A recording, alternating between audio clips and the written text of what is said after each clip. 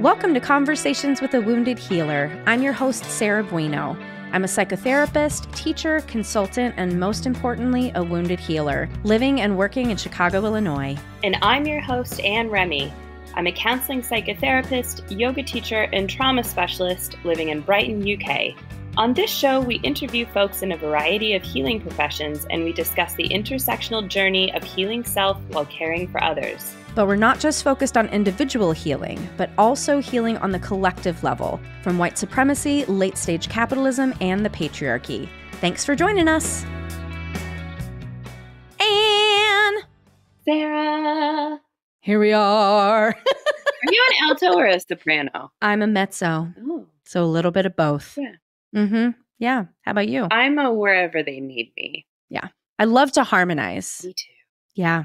I was not able to ever sing alto in the choir, though, because for whatever reason, God gave me the loudest pipes that anyone has ever heard. And so now that I listen back on the recordings, I just hear my voice crystal clear. And I was fighting with my director because I really wanted to be an alto. And he was like, I will not let you in this choir if you're an alto. And so I was like, fine, I'll be a soprano. This is one of the reasons I don't join choirs, because I have this exact same problem with the side problem of I can't show off in a choir. Well, so. I somehow found a way to. Well, that's the problem is I manage, and then it's not really a choir so much. It's me with a bunch of backup singers. I mean, isn't that what we all want? That's all I ever want. Right. If all you ever want is to hear more of us. Oh, yeah. You can support us on this podcast in a few different ways. One, you can share the podcast. Two, you can go to ratethispodcast.com/woundedhealer and rate this podcast. It's pretty self-explanatory, to be honest. Yep. You can buy merch from tinyurl.com/CWH merch. And finally, you can support us on Patreon at patreon.com/convoswithawoundedhealer. And all of that goes to supporting this podcast and paying our amazing editors who do a great job. They do a great job. When we talk too much. That's right. You should hear the stuff you don't hear. Hear the stuff we don't. And if I didn't have to pay for it, a blooper reel would be great. But that sounds like it would cost me a lot of money. So anyway, what do you think of Amanda? Obsessed. Yes. Absolutely obsessed. When the moment she was like, oh yeah, I was in Peru. And I was like, of course, yeah.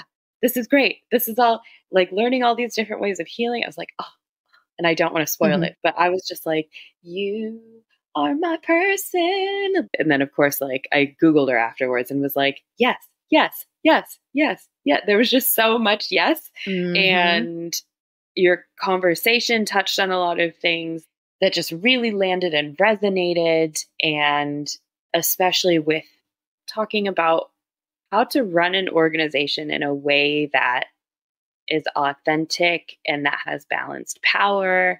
Yeah, it was great. She's great. Yeah. And we recorded that conversation literally, I think, like 8 months ago. So the vantage point that I have now in my relationship with Amanda and the right use of power has changed a lot. And I am even more in love with the organization and the mission, trust them even more. I was on a retreat with them called the Power and Equity Challenge that was a week-long retreat. And I've never been with so many people with so many different needs when we're focused on healing and have it go so well. Everybody was able to like ask for what they needed in a way that was also really respectful of like not taking up too much space. It was so, I don't know that magic could ever happen again. And I am so impressed. And if you're listening to this and you're like, oh yeah, I guess power has been a thing that I've always like, you know, felt like there's something I can't put my finger on. I'm guessing that it's power. Right use of power. They have such great training opportunities, an amazing community of healers that are doing incredible work literally all over the world. Cool. Yeah. So I actually got to hang out with Amanda last night because she drove from Colorado and is going through all the way to DC for a speaking gig that she has. And she's like, oh my gosh, I'm going to be in Chicago. And we just got to talk more last night. And as I get to know her even more as a person and not just as this like figurehead of this organization, I'm just more and more in love with everything that the organization stands for, like from the inside out. Yeah, I love that. Mm-hmm. It's funny. One of the things that I thought about, and I think I've said this to you, is how working with you has been very reparative, like joining the podcast and working with you has been very reparative just in the way that we communicate and like times where I wasn't so sure about something or I've messed up or whatever. And the way that we navigated that never felt like, oh, fuck, she's going to fire me. And I've had another experience with this university that I work with, their counseling department. And the woman who heads that is very, very much that as well. And I said to her, I was like, man, this is such a corrective experience for me. And some of the other people who work there have said the same thing about the way that she leads and about the way that she kind of distributes power. And I just like, my hat goes off to everybody who leads like that and who not just leads, but works in that way, because it is such a reparative experience for anyone who's ever had a shit boss or worked for a shit company or just has grown up in capitalism with the idea that like more is more. So listening to her speak, it was just kind of reparative hearing it. And now like you telling me that they continue to be good. Yeah. And I was like, I really wanted to look them up, but I've promised myself I'm not doing any courses for a year. So I'm like, I'm not doing anything. Yes. This was the deal that I made with myself. When I finished my master's, I was like, no more. No more courses for a year. Well, we'll see if you can keep that promise to yourself. You and everybody else have said the exact same thing, and which makes me just more stubborn about it. Okay. Well, yeah. And I just want to say to what you said about having a reparative experience, I just want to say not everybody is able to meet that. Sure. Right? Because as a boss, I've talked about this in plenty of different places on the podcast and other speaking spaces. Obviously, I'm not perfect, right? And I have no illusion that I created this like, perfect, healthy space. Sure. But I've gotten feedback over and over again that I did create a really like healthy, supportive environment, and definitely had plenty of clinicians that couldn't soften into that for whatever reason. And my thought is because there was a lack in their own personal power. You and I both are people who have always been connected to our personal power, for better, for worse, right? I think it's for better because we at least can stay connected to ourselves in times when we have been abused and neglected and, whatever. But a lot of people don't have that experience, especially therapists. I find therapists en masse to have issues with power, whether it's their own personal power, they're relating to other people's power. And so I think that the right use of power has the missing pieces to begin to heal at an organizational level, that's the work I'm trying to do right now. I'm trying to support therapy organizations to be better together so that we can be better at helping clients. Because if the organization is not functioning well, I don't know what's happening in the therapy room. Yeah.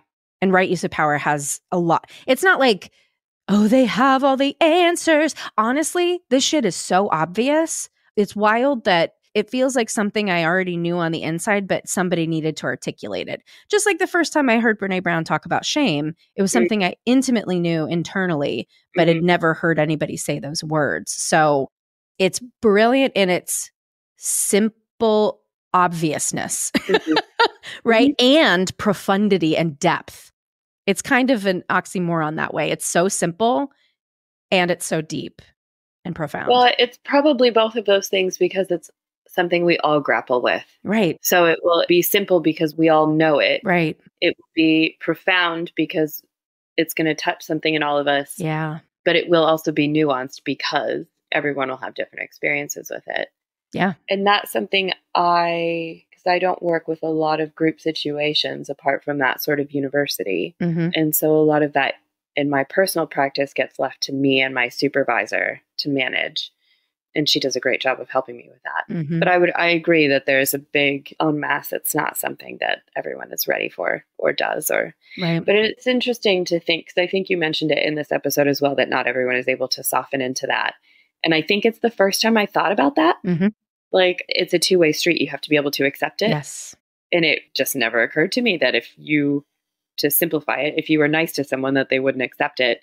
Although when I say it like that, yes, Mm-hmm. that does. But maybe in that setting, it doesn't. Mm-hmm. It never occurred to me. Also, in particular, this time in not just in America, right? Also in the UK and in many other countries where we're in these sorts of political crises, it's so important to get in connection with your own personal power so that we can enact systemic and collective power for positive change. What I'm seeing on social media right now is like a reaction to whatever's happening on the outside instead of this connection to personal power, which then like is the ground from which you make all of your decisions. That's what I want for us as a society, is to stop being reactive and to start from this internal ground into something greater than ourselves and then sweep it out to connect to everyone else, which is, I know, of kind of airy-fairy woo-woo, but... No, I'm with you on that. Yeah. It's just really hard to do when you're in survival mode and not thrival mode, which is where most of us are living right now for one reason or another. Yep. So hear that. Let's talk to Dr. Amanda. So Dr. Amanda Aguilera, she, her, ella, is a consultant and facilitator in the area of power and equity consciousness and conflict resolution. Driven by her core values of curiosity, courage, and connection, Amanda is adept at putting things together in new ways, creating visuals that help make learning more accessible and communicating complex ideas in simple ways. She's super amazing. Right use of power, super amazing. Go sign up for training immediately after you hear this. So just do that and enjoy my conversation with Dr. Amanda Aguilera. Yay. Are you a therapist stepping into a leadership role for the first time? Or maybe you've been in a leadership position for a while, but you're bumping up against new struggles. It's a transformative journey and one that can be deeply rewarding, but also filled with unique challenges. Many therapists find themselves in leadership positions because of their exceptional therapeutic skills. Yet leading, supervising, or managing others requires a whole new set of competencies not typically covered in graduate school. Our Authentic Leaders group is here to help you become the authentic and wholehearted leader you aspire to be. We believe that the journey is best undertaken with the guidance of experienced mentors alongside fellow learners. The next cohort of Authentic Leaders will run November 2024 through June 2025, meeting once monthly on Fridays for 90 minutes. We'll also have some additional opportunities for connection and support along the way. Join me in this journey of self-discovery and leadership mastery, where you'll enhance your leadership skills and forge meaningful connections with fellow therapists committed to their own growth and the betterment of the therapy field. www.headheartbiztherapy.com/authentic-leaders-group. Hello, Dr. Amanda. Welcome to Conversations with a Wounded Healer. Hi, Sarah. Thanks for having me. Yeah, I've been very excited to get to have you all to myself for an hour after spending a lot of time with you in training with a bunch of groups. Yeah, it's interesting because there's so many students that come through the Institute, and each of them are so fascinating because what brings them to study that particular thing, power, everyone has a unique, journey to that point. Yeah. Well, you've already named power, so why don't you tell folks who you are and what you do? Yeah, so I am the executive director of the Right Use of Power Institute. I just took over as executive director in June when my mentor and the founder of the Institute retired. We teach about social power dynamics in a pretty different way than what's normally talked about in dominant culture. Yeah. So I've been training with y'all for a couple months now, and it feels like a big game changer to me, truly. It feels like the missing piece with all of the work I've been doing and training in anti-racism and like all of that stuff. So I'm really grateful it exists and that you took over for Cedar. Yeah, me too. I feel really honored to be able to do this work in the world and to carry on her legacy and also build on it, which she's gracious and generous enough to encourage and support. So, which is not always the the case with a lot of leaders in the industry. Yeah, totally. And any industry, really. Yeah, that is true. Yeah. Well, so I love therapist origin stories. So tell us, wherever you want to start with that, like what led you to become a therapist, get in the field? And I'll begin with, I'm not a practicing therapist right now, but I was actually living and studying in Peru and in the jungle at a addiction, like a shamanic addiction treatment center. You're going to have to back up. Like, how did you get there? You can't start in the middle of the jungle. Come on. Well, okay. So I was an undergrad studying abroad, and I had spent a year in India, and then I moved to Latin America. Okay. And wound up in Peru because I was studying, alternative approaches to health and well-being. So I spent time in Cuba and, just different places looking at different ways of doing things, of approaching wellness and what that actually means. So in my curious self, I ended up in the jungle, and they have this really cool center. It's called Takiwasi, and it's been there a really long time. I mean, this was 20 plus years ago. So yeah, they have Western psychologists working alongside curanderos. So cool. Yeah, so cool. This is way before the kind of psychedelic-assisted psychotherapy movement, Right. Yeah, so that was what originally piqued my interest in becoming a therapist. I was 22 or something. What was your undergrad major? Well, I kind of made it up. It was technically interdisciplinary studies. Basically interdisciplinary studies, but looking at alternative approaches to health and education. Yeah. That's so cool. Wow. And then what was next? Where did you go after Peru? And then I applied to RUPI University because I was like, I can't just do like a regular psychology program after doing that, Yeah. And someone told me about RUPI and the idea that you would have to sit with your own mind and like really be with yourself before you try to help people with theirs made a lot of sense to me, even at that young age. So, and at that time, back then, RUPI, I did the contemplative psychotherapy master's program. Which is like Buddhist-based, essentially, Essentially, yep. And we would be required to do like month-long meditation retreats in the mountains like every semester, like as a part of our credits. Why did everyone should be doing this? We'll get to that, but that's just amazing. I'm jealous. Yeah, so that's where it kind of started. That's amazing. Yeah, I have such a envy of people who found these paths earlier in life and found this is me judging already, right? Like you found the right path.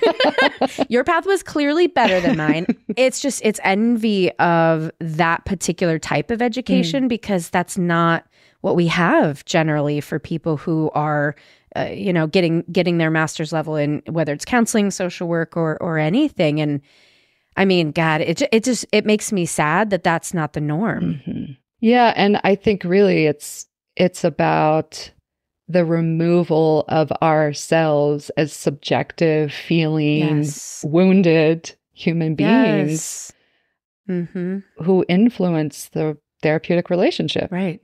In all those different ways. Yeah.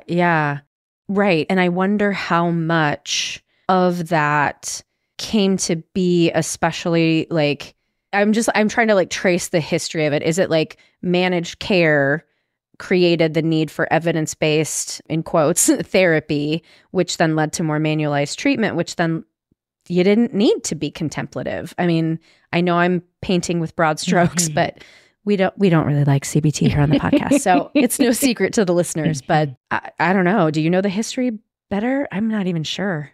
I mean, it's just another mode of learning and of service that's constructed out of the systems that we live in, which are really designed to put things into neat little categories. Right. And it's such a dangerous thing to do that. Especially in a therapeutic context. Right. Right. Well, what led you to Cedar? So I think it was 2008 or so, I started to get curious. I graduated with my master's in 2008. And at the time I was like, there's something else going on here that no one's talking about. And it's what I later came to find out is the power dynamics in the room.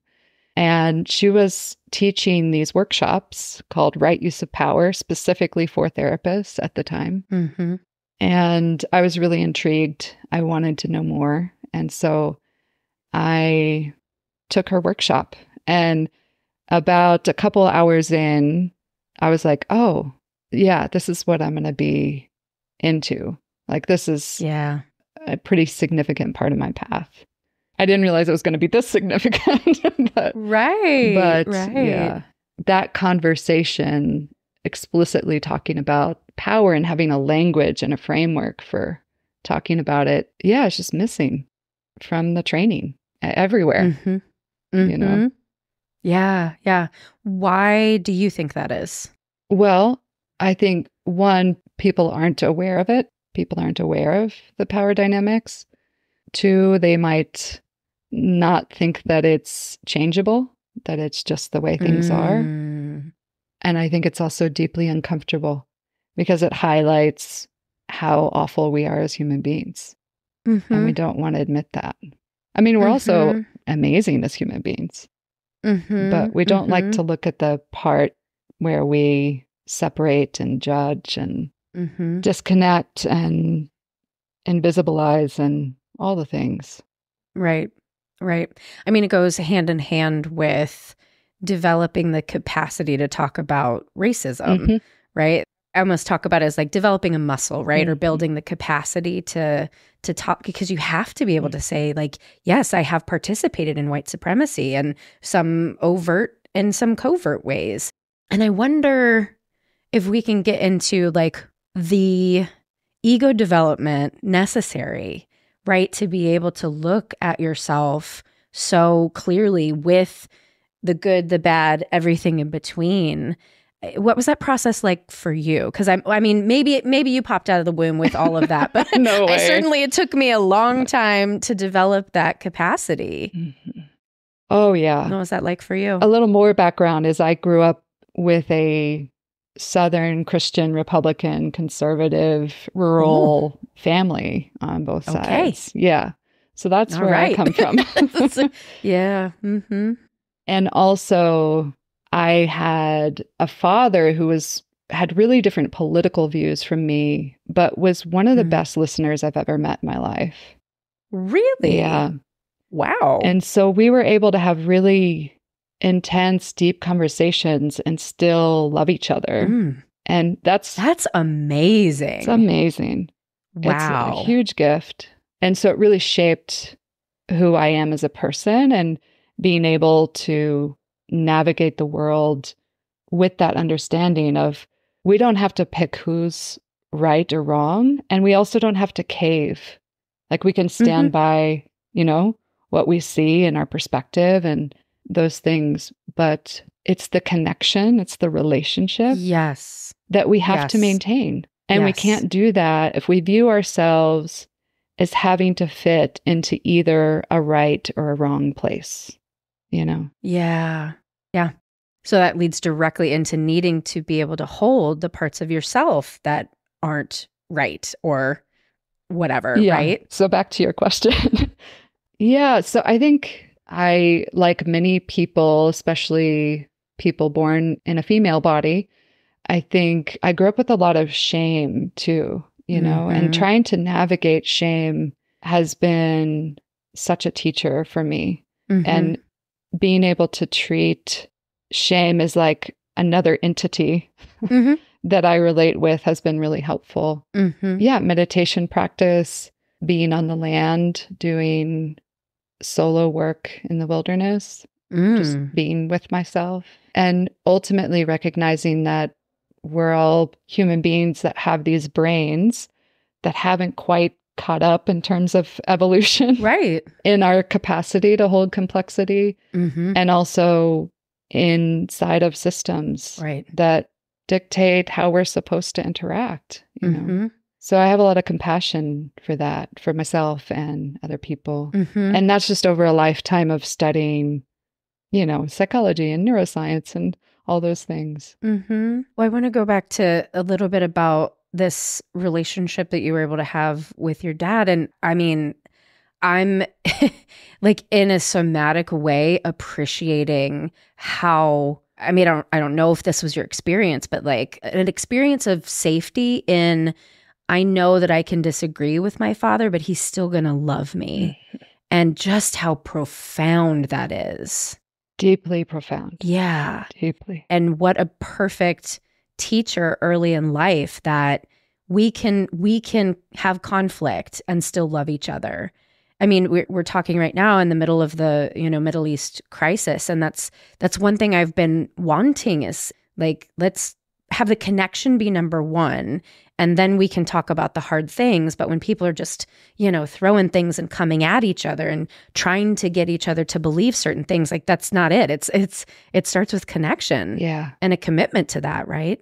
Yeah. The commitment to connection. Yeah. I think we're much more committed to being right. Yeah. Or validating our beliefs or, you know, and that makes sense because we've constructed our whole lives around those beliefs. And it would be inconvenient to deconstruct the beliefs and then have to deconstruct our lives. But that's really what we have to do. And who we are. Yeah. Right. Because I just think of like the false self that, again, if we talk about systems, right? The systems have created the necessity for some of us to manufacture that false self in a specific way. And if I think of my mother. My mother was very covert narcissist, very identified with religion. And so as a religious person, right, like I guess the easiest way to explain it was, I would say, you're judgmental. And she would say, I can't be judgmental. I'm a Christian. It was like that cognitive dissonance of like, and then at one point she said to me, I think you're judgmental. And I said, I think you're right. You know, and she was just like, oh, like she totally thought she was going to get me with that one. But yeah, for us to be able to tolerate the deconstruction of that false self in service of stepping into our authentic self is, God, it's so needed right now. And I'm like so hungry for more people in my life who can do that. I mean, I've got a ton of them. Luckily, I've curated a pretty safe little bubble. But I mean, that's one of the reasons I feel so drawn to the right use of power, not just for the content, but, you know, I'm going to just totally toot your horn. Like what Cedar and you and the rest of the team create it feels so integrated. It feels so authentically aligned that you're practicing what you preach. And holy shit, is that unique, you know, and not just in all things, but specifically in the therapeutic community. I've been a part of way too many communities that were not emotionally safe because people were not owning their shadow. Yeah. So thank you. Yeah. Yeah. I'll pass the thanks to Cedar as well. Talking about relationship, just being in relationship with her transformed my whole world. Can you say a little bit more about that relationship? Oh, yeah. Yeah, I guess like many of us, I just had so many experiences, especially in workplaces, where there's just misuses of power and just zero ability to recognize that, much less take responsibility for it or repair it. Like zero capacity that I found over and over again. And then I started working for Cedar when they wanted to create the nonprofit, which is the Institute now. And they were looking for someone for like 5 hours a month. And so she became my boss. And just that relationship with the power differential, it was transformative because I was allowed to be a full human being and not someone who's just serving her or, right? And so the experience without her needing it to be about her, it was just a relationship. And similar to my dad, where just the relationship being was liberating, right? Yeah. These like mini liberations that happen. Yeah. Yeah. I mean, we get into, especially in the succession planning and taking over an organization. Yeah. And I mean, that's so challenging and so much conflict comes up. But the ability to talk explicitly about what's going on underneath. Yeah. And being willing to continue to see each other as human beings. Right. And really want to know what's behind our view and our needs. And just that desire, just that curiosity is so helpful. It's literally bringing me to tears because, it's just it's so unique. And like, it feels good to even hear, even though like I didn't get to have that experience with her, but like there's something healing for me in just hearing about it. And I think about, as a leader, I sold my therapy practice, everyone listening knows all that, but had a therapy practice for 10 years. And one of the things that I always struggled with was I was trying to create what you're describing Cedar created between the two of you, right? Like this healthy power dynamic where we can really look at everything. And so many therapists were unable to receive that. And I think about how probably I don't think that's hyperbole, but probably most of us go into this field because of that lack, because of not having that connection and then not being able to tolerate safety when it's presented. So it's just the synchronicity of her offering that safety and you receiving it is really profound. Yeah.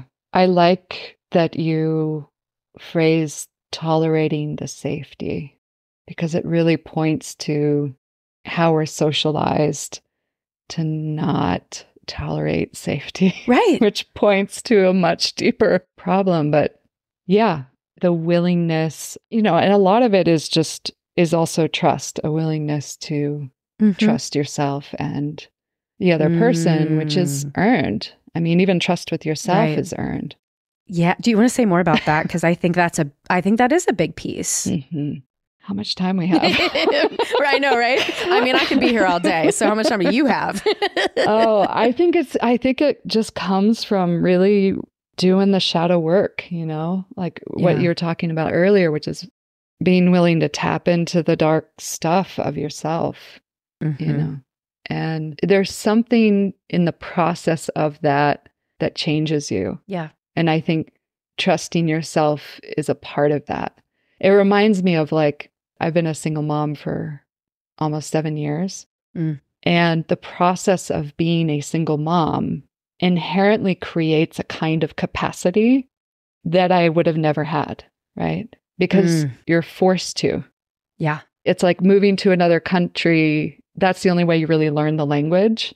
You can study it all day long, but until you're forced to speak it and listen to it and, we just don't. Why would we want to do that? Right. Why would I want to see my shadow? So yeah, it's just that deep work. And Cedar and I were lucky enough that we had both done that already. Or, we continue to do that. Right. Yeah. I mean, I think about my own process of trusting myself, and it came through NARM, the neuroaffective relational model. And my therapist is so fucking good. And the continued look at how shame would be the survival strategy to shut myself down whenever I would get close to self-trust or that like aliveness or tolerating that safety. And over time, just, I don't know what happened. Something wiggled in there and was like, no, self-compassion is safe. It's safe to love yourself. It's safe to care for yourself. And I think for me, part of it was like, if I continue to see myself as having been harmed by my parents, I can still then it's still your fault. So being able to let go of that and hold the more adult or nuanced way of like, yeah, you fucked some shit up, but also you were fucked up yourself. And I feel like that was probably a big shift for me. Yeah. Yeah. Holding the both and, yeah. Like we're both perpetrators and victims of harm. Exactly. Yeah, I wrote about the dynamics of shame and power in the justice system for my dissertation. And it's so fascinating how the justice system just collapses into these are the good people and these are the bad people. Yeah. And it's never that clean, you know. Right. Well, we haven't even like really talked about what power is. Do you want to do a little like, little 101 for the listeners? Yeah, sure. Well, most people think about power as like a commodity, like something you can get or lose. And when we think about power in that way, the natural consequence of that is scarcity, right? Is, oh, well, I have to find it and I have to get it. And once I have it, I got to keep it. And get more of it. Yeah, and I can't lose it. And and I think what's revolutionary for me about this, the model that we present, is that power is inherently neutral. And this isn't new. I mean, you look it up in the dictionary. Power is just the ability to have an effect or influence. But I think the most critical part of that is that it's just a dynamic in relationships. Right. That's all it is, And it manifests in a lot of different ways on different levels, which is another really important part because a lot of people think of power as like one thing, and these people have it and those people don't. Right. Where, in Right Use of Power, we say there's actually many different types. There's personal power that we're all born with. There's the interpersonal types of power, role power, which is like positional, accompanies like a position that's elected, awarded, assigned, or earned. And then there's status power, which is culturally conferred and created through systems. Then there's collective power and systemic power. And then there's a sixth one that people don't know about yet. Yeah, I was going to say, this is new. Dropping it for the first time. Yeah, it is. We're developing universal power, which really has the more spiritual element, right? It's the power that's present in the natural world, in the universe, and the one that's shared with all of us. Which cycles back to personal power, right? Exactly. Like that interconnected. Ooh. Exactly. Yeah. Ooh, I got chills. I love that. So that's in the works. So it just liberates this idea that it liberates us from the belief that we are powerless. Yeah.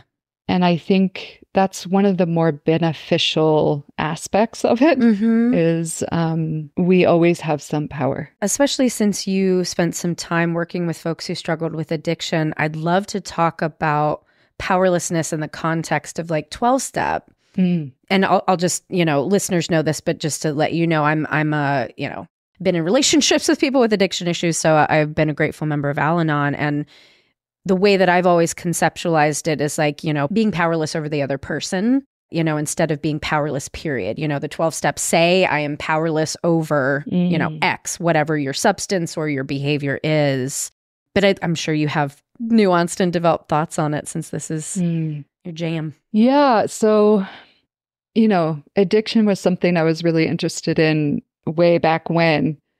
And the 12-step model, I didn't ever feel really aligned with, but I also never went through the steps. So I don't have it in my body or in my, experience. I think understanding our relationship with anything, whether it's a substance or a person or a system or an organization or ourselves. Totally. Yeah. I think that's the piece that often gets overlooked. Like, what are the dynamics within that relationship? Yes. And what power do I have? And what I do know about the 12-step model is really getting clear about that, right? Like, where do I have choice? Where do I have power? And focusing there instead of on the thing or on the other person or on the whatever it is. So I took it a little bit more meta, but I think too often we collapse into this or that instead of being in the uncomfortable, ever emerging dynamics in a relationship. Generally, you might feel powerless, but in each moment, what power do you have? Yeah. Yeah. And in the NARM language, we would just call that agency, Yeah. right? That internal personal power. Yeah. And also thinking about my own process of having been punished for that personal power, how challenging it can be for some people to allow themselves to contact that. Yeah, I was actually I'll share something very personal. I was just on the land yesterday in a pretty intimate group of folks who I've been doing some work with on the land. And you're in Colorado, right? Colorado, yeah. So we're in the mountains. And this particular land I've been on and done wilderness solos, and these people have seen me, and that's where I do a lot of the deep work, right? And I got a reflection yesterday that I didn't even remember in my very first experiences on the land and dealing with my own shadows. And they reminded me a lot of what I came in with was hiding, hiding from myself, hiding from, right, which points to shame, which points to all of those things. But what I found is that in this ancestral weaving and through the experiences of just confronting the shadow and being held by the land, and is this new found sense of belongingness that I don't need to hide from. This inherent sense of belongingness, like a tree or a rock or whatever. Right. It all belongs there. No one questions that. And I really have been starting to internalize that. And I feel like that is where the personal power is sourced from, right? Belongingness. Yes. And first, like internal belongingness. Right. Yeah. And that's why cultivating cultures of belongingness is so important, because that is what helps people to connect to their own personal power, which is what helps people to be present and to do the thing that they're meant to do in the world and to be healthy. Yeah. Dr. Barstow says, self-care is an ethical imperative. And we can't do the work of liberation. We can't do the work of healing if we're not taking care of ourselves, if we're not able to access that part of ourselves that inherently belongs. Right. And I'm trying to think of any systems we have now in the general population that are based on belonging. I feel like they're all based on disconnection. Not based on necessarily, right? Like, I mean, Facebook and all those other things were supposed to be about connection. And unfortunately, it's just fueled the divide because of capitalism, trying to perpetuate fear, right? I mean, it's such an interesting time to be alive where we're watching things break and have the invitation to create something new, right? Like these communities of connection. And it's so funny. I vacillate so easily between hope and despair in that. But like, I know fundamentally, I believe in the goodness of humans at the end of the day, and all of the hatred and pain and struggle right now, I'm just like, how is this going to end? How are we going to make it through? But I mean, I have to keep holding on to that belief that our desire for connection is stronger than our desire for disconnection. Absolutely. I mean, evolutionarily speaking, that is true. Right. Like people like to forget about that, but we wouldn't be here if connection weren't more important. And at the same time, it's amazing that we're in relationship at all, given how much is stacked against us. Yeah, we're incredible beings, humans, in all the kinds of ways. Are you familiar with Joanna Macy's work and the work that reconnects? She is in the environmental kind of movement and is a pioneer there, but she's also Buddhist and kind of integrated. Actually read her book that's based on her dissertation. Anyway, she developed this spiral that's so helpful for me when I'm facing despair or when I feel like I'm losing hope. It's the spiral. I'll send it to you. It's a spiral that begins with gratitude. And when we ground in the gratitude, it actually gives us the strength for the next step, which is honoring our pain, right? Which is being able to actually confront what is really happening. Right.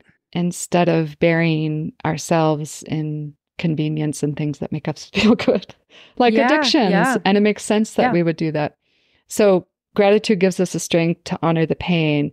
And through the process of honoring pain, and only through the process of honoring pain and the grieving and all that comes with that, can we move to the next step, which is seeing with new eyes. So that's how we are able to see what's next, what's possible. And then the last part is going forth and basically action. So, wow. Well, that it already illustrates where I know I get stuck is because if I started with gratitude, that would create space for what I've recognized is like, it's mourning that I need to spend time with, mourning for the state of humanity right now, that it's so big and I feel it so much. I fear it would break me, And what I do instead, my bypass is judgment.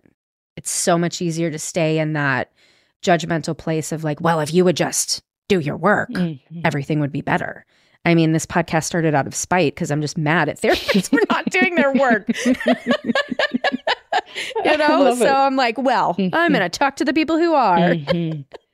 Yeah, and that's important, right? That was your way of coping with that despair, which was connection. Right. Yeah. Yeah. Yeah. I'm a Libra rising, so it's always going to be about connection at the end of the day. That's awesome. I'm an Enneagram 5. I don't know if you know about. Oh, you're a 5? Yeah. Yes. Guess what I am. I don't know the Enneagram so well, but I have. Okay. Yeah. I had a friend who did a case study for me and determined. On you? That's amazing. Yeah.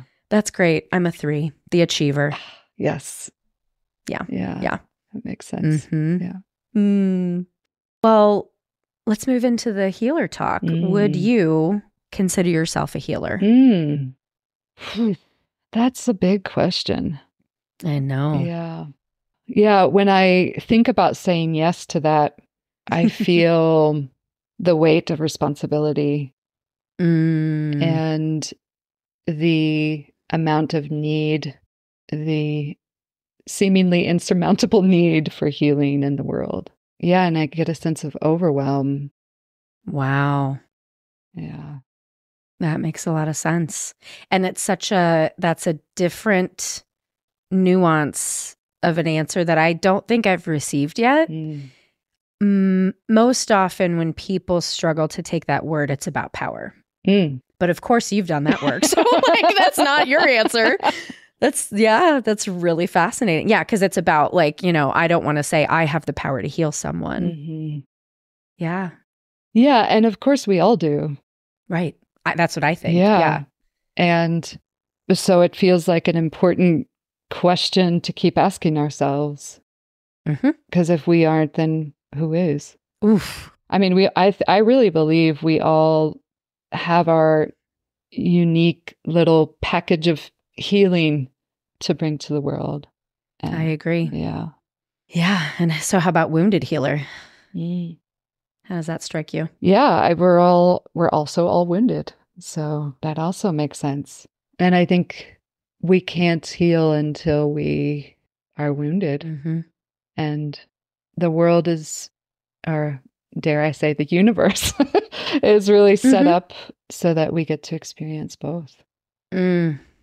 Yeah, this is too big of a question to really answer, but I'm going to ask it anyway. Like, what is the point of being human?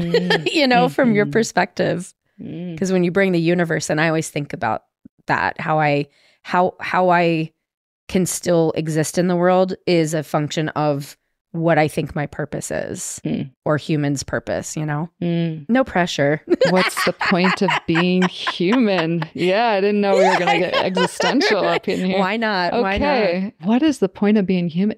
When it comes to like these kinds of questions, and especially like, I have a very inquisitive 7-year-old who wants to know, well, how did the first person get here? And those kinds of questions. Yeah. And I usually respond to her by saying things like, well, how would the answer to that make you live differently? Yeah.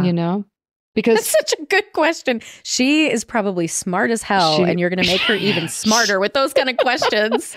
She's pretty amazing, as children are. Keeps me on my toes for sure. But yeah, I think for me, I'm never as interested in those questions as I am in like, what is the point of me being here right now with you? Or what is the point of me being a mother? Or what is the point of me right, doing the work that I do? And for me, it just, I know it sounds really cliche, but to me, the experience of giving and receiving love is probably the most hauntingly beautiful, moving experience that I'm so grateful to be on the planet to do, Yeah. And both is so hard to receive and to give with the set of circumstances that we're navigating. Yep. But the challenge of that, that's inspiring, Yeah. I'm just feeling so deeply right now how like everything I want is about relationship and being in and love in all forms, right? Yeah. Like not just like romantic love, but friends and colleagues and like that. I definitely like that's my like I will give you love instantly. It's funny. I was talking with somebody about trust recently and like the difference between those of us who like give you trust and then you have to, have it ripped away by doing something terrible versus people who have to earn trust. And I think love for me is that way. I just give it and you have to tell me if you no longer deserve it. What a beautiful what a courageous and beautiful way to show up in the world. And I mean, I get it's probably how I survived, right? Yeah, it's interesting how, like the same trauma can manifest so differently in different people. Well, we could talk forever. We could. Clearly, because I have so many questions and you have so many beautiful answers, but I want to respect your time instead. So how can people find more out about you and right use of power and what's coming up? Yeah, so we offer trainings for anybody starting in 2024. We'll have a 4-hour kind of intro training and beyond. So we can go as far in the rabbit hole as you want around power, and we'll be offering more and more opportunities around that. And we also do coaching and consulting. We work inside of organizations to help transform them in terms of the capacity to talk about power and navigate that. So yeah, we welcome all. Yeah. And I vouch for it. So thank you. Big thumbs up. And the people that you attract also, I'll just say too, right? Like everybody who comes in, there's that desire for connection. Like that's it, right? There's the desire for connection, the desire to internally transform, and then hopefully radiate that outward. Yeah. So thank you for everything you do. Right back at you. Yeah. Well, this has been just, my gratitude is unending right now. Thank you for your time. Thanks for having me. Thanks to our guest for an amazing conversation today. To find out more about today's guest, you can visit www.headheartbiztherapy.com/podcast. You can find Sarah at Head Heart Biz Therapy on Facebook and Instagram. And you can find Anne at Spare Room Wellness or spareroomwellness.com. Thanks as always to Andrea Klunder and the Creative Imposter Studios for editing, to Liam O'Donnell for the album art, and to Ben Mueller for our theme music. Until next time, bye-bye.